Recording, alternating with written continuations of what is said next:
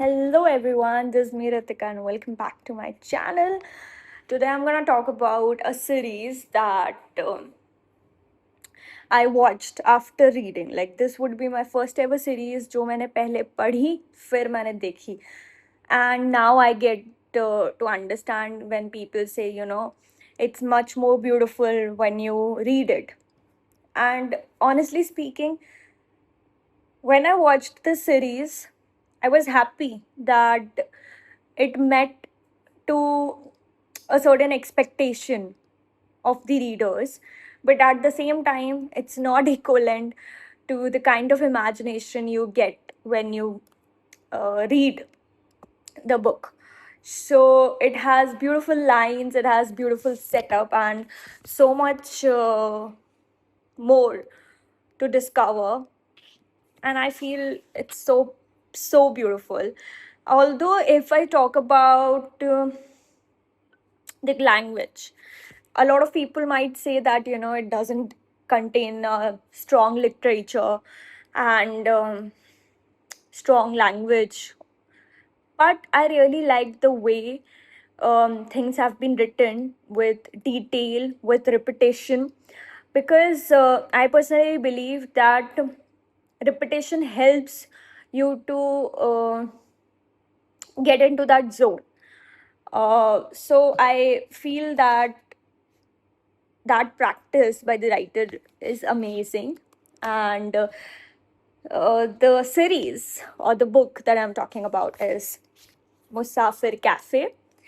And I was watching one of the reels on Instagram, and there was one line which caught my attention. And after that, I was so inclined towards buying this book and actually reading it out. And I legit completed this in like 10-15 days. I think a week, not even 10-15 days, a week. But I left a certain portion of the book because I heard that the series will be coming in like by the next month. But then the release got postponed. So I was like, I really need to know what is the ending and what is happening and everything. So that curiosity kept on going inside me, and I was like, I have to read it out. So I think after 2 months of reading it, I read it again backwards because that was the portion that I haven't completed. So I completed it and then I was like, wow, amazing. But then it comes with a lot of questions and a lot of acceptance as well at the same time related to life. So if you are really inclined towards having a philosophical um vlog from my end, and if you're ready to uh, have those questions and discussions with me, please get along this video and watch it till the end.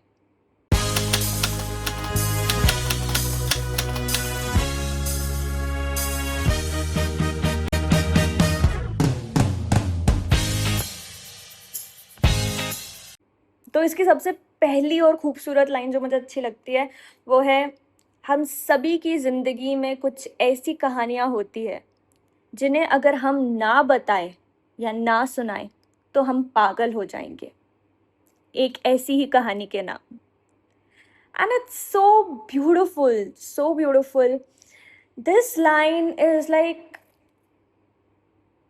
कि कितना कुछ होता है life में बताने को. And instead of like I am literally up for any self help book, but I personally believe कि आपकी जो मेंटालिटी है या जो थॉट प्रोसेस है वो एक और तरीके से बदल सकता है when you start talking to people and get to know their personal side, get to know their uh, stories. It changes something inside you. And the other way around is reading books of people's story. Although I'm not a big fan of fictional world, or fictional books, but I really love the books wherein you get to know somebody's real life story, and you can connect with it. So I can connect on various levels um, in this book, and I think every one of us can relate to it. So there is a girl. I'll not drop all the spoilers, I'll not drop the whole story. I'll just give you a few hints about the whole plot. So there is a girl, Sudha, and there is a boy, Chandra, and they like each other and all of that. And somehow they don't um continue being together, and then they meet other people in their life. But sometimes, even if you try to move on, even if you move on in your life, there's so much out there जो दूसरे इंसान से रह जाता है या बचा हुआ रहता है, I mean your x, and that haunts you all the time. तो ऐसा मेरे साथ भी हुआ है कहीं ना कहीं, मुझे ऐसा लगता है, because it's very important to have a closure from your past, from your ex, फ्रॉम whom so ever you are cutting your relationship. अगर वो आपके पास क्लोजर नहीं है, then it haunts you to another level. And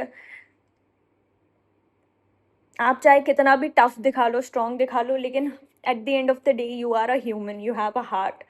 तो it will end it does haunt you. बाकी कुछ कुछ जगह पे बहुत सुंदर मोनोलॉग्स लिखे हैं, कुछ जगह पे बहुत प्यारी बातें लिखी हैं.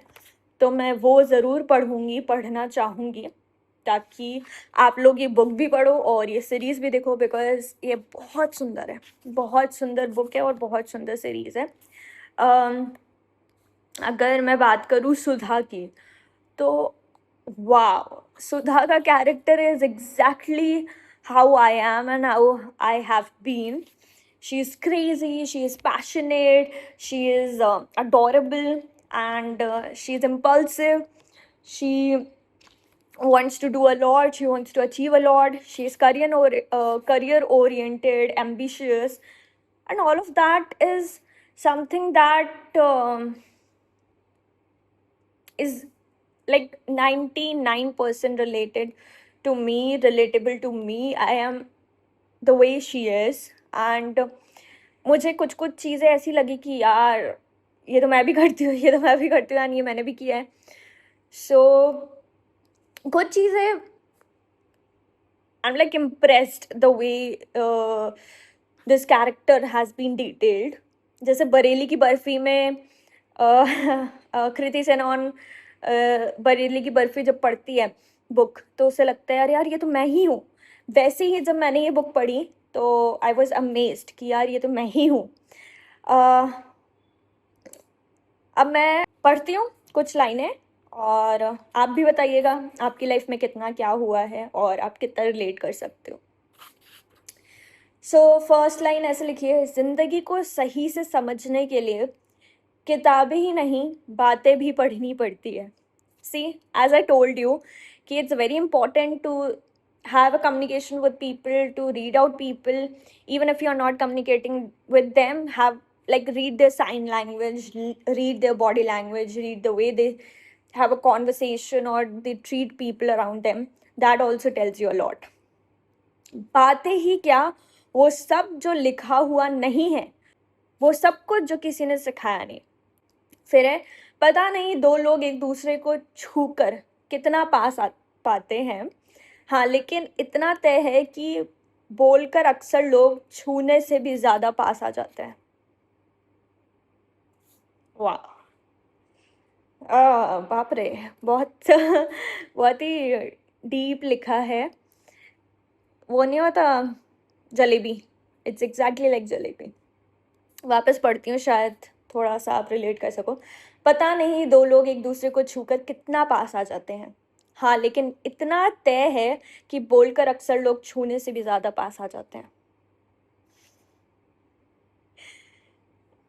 सी, when you communicate, you become more close to each other, then you actually get close while touching. Then बातें हमारे शरीर का वो ज़रूरी हिस्सा होती हैं जिसको कोई दूसरा ही पूरा कर सकता है. Wow.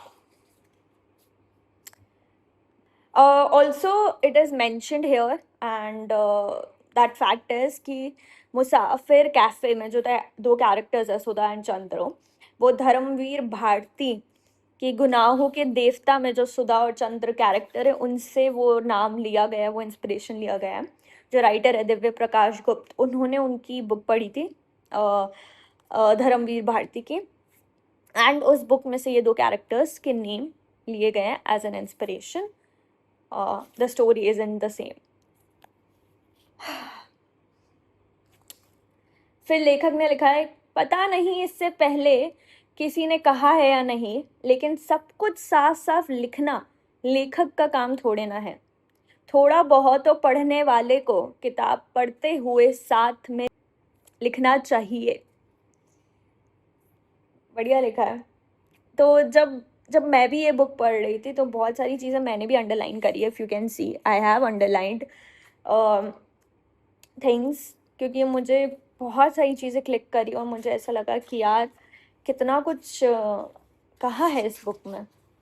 अब whenever you start your journey, the first step, the inaugural और वो क्या बोलते हैं, नीव, when you keep the नीव, that first step is all that is important. उसके बाद जो भी होता है, that is a repetition, and you just try to keep figuring out your first time process. So how it is written, I'll tell you. पहली हर चीज़ की बात हमेशा कुछ अलग होती है, क्योंकि पहला ना होता तो दूसरा नहीं होता, दूसरा ना होता तो तीसरा नहीं होता. इसलिए पहला कदम ही ज़िंदगी भर रास्ते में मिलने वाली मंजिलें तय करता है. पहली बार के बाद हम बस अपने आप को दोहराते हैं और हर बार दोहराने में बस वो पहली बार ढूंढते हैं. See, so pretty, so beautifully written. अब इसका जो एक्चुअल सेटअप है वो बॉम्बे में है, लेकिन अगर आप सीरीज देखोगे तो उसका सेटअप भोपाल में है, which I feel was a good way of doing it, क्योंकि भोपाल में उतना बड़ा घर दिख सकता है जो बुक में मैंशनड है. मुझे नहीं लगता बॉम्बे में इतना बड़ा घर मिलेगा. तो इट वाज वेल स्ट्रैटेजाइज्ड लॉजिस्टिकली. अब बहुत बार ऐसा होता है कि हमारी ज़िंदगी में कुछ चीज़ें, कुछ लोग हमें बहुत याद आते हैं. तो इसमें एक इंसान दूसरे इंसान से पूछ रहा है, याद आती है उसकी? तो दूसरा इंसान कहता है, यार याद बड़ी डैश चीज़ होती है, साली आ ही जाती है. अब दूसरा इंसान बोलता है, तो फिर क्या करती हो अगर याद आती है तो पहला इंसान बोलता है, तो भूख लगती है तो खाना खा लेती हूँ, ऐसे ही याद आती है तो याद कर लेती हूँ. इसलिए जो फील हो रहा है उसको स्किप मत करो, उसको अवॉइड मत करो, उसको फील हो रहा है तो होने दो. क्योंकि आप वो जब अवॉइड करने की, जब स्किप करने की कोशिश करते हो ना, दैट इज़ लाइक, अगर दूध वाली चाय बनानी है और अगर आपने दूध नहीं मिलाया तो वो दूध वाली चाय नहीं बनेगी. तो एट द सेम टाइम, मतलब ये बड़ा अजीब सा एग्जाम्पल दे रही हूँ मैं, but at the same time, if you are feeling something, if something is hurting you, if you are feeling sad, happy, whatever, like just live in the moment, live that experience, like have that experience, live that feeling. That is the most important thing you should be doing. फिर एक और line लिखी है, झूठ क्यों बोलते हो तुम, क्योंकि झूठ में उम्मीद होती है. झूठ आखिर में उम्मीद तोड़ता भी तो है. झूठ से आखिर तक बात चलती तो है, वरना सारे रिश्ते एक शाम में ख़त्म हो जाए.